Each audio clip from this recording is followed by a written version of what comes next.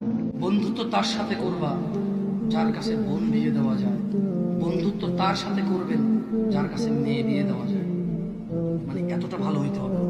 যেমন আপনি আপনার মেয়ের জন্য জামাতা খোঁজেন, যতটা ভালো জামাতা মেয়ের জন্য খোঁজেন, যতটা ভালো বোনের জন্য হাজব্যান্ড খোঁজেন, অতটা ভালো বন্ধু নেবেন। আদারওয়াইজ ঠকে যাবেন।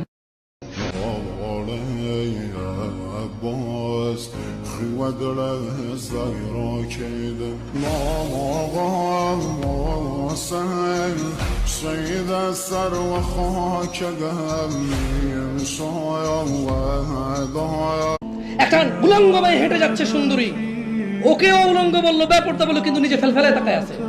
ওই তাকানোর সময় যদি নিজের চক্ষুকে অবনত করত, নিচের দিকে তাকাইতো আর বলতো ইন্নী আখাফুল্লাহ রাব্বুল আলামিন, আমি পৃথিবীর প্রতিপালককে ভয় পাই, আমি তাকাবো না ওই মহিলার দিকে।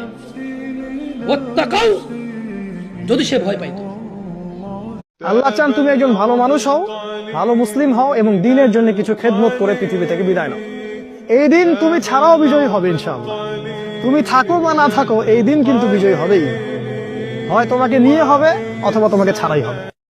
গতকালকের আগের দিন আমি এক মসজিদে আসরের নামাজ পড়ছি।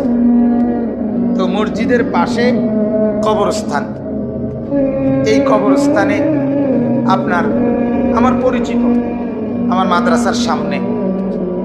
তো মসজিদের যে অজুর জায়গাটা, কবরস্থানের ওয়ালটা ঘেঁষা অজুর জায়গা।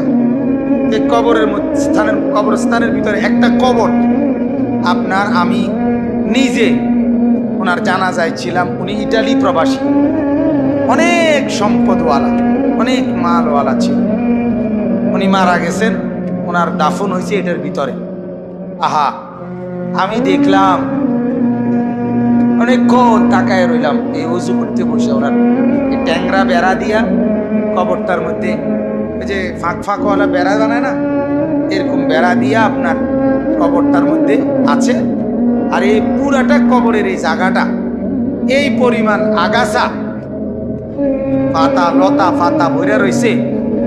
এটা দেখা আমার এতটা অনেকক্ষণ তাকায় রইলাম মনটার মধ্যে যে হায় মাওলা, এটা সেই লোক, যেই লোকের বাড়িটা এত অত্যাধুনিক টাইলসের, যে বাড়িতে একটা পাতা, একটা ময়লার টুকরা পড়তে দেয় নাই।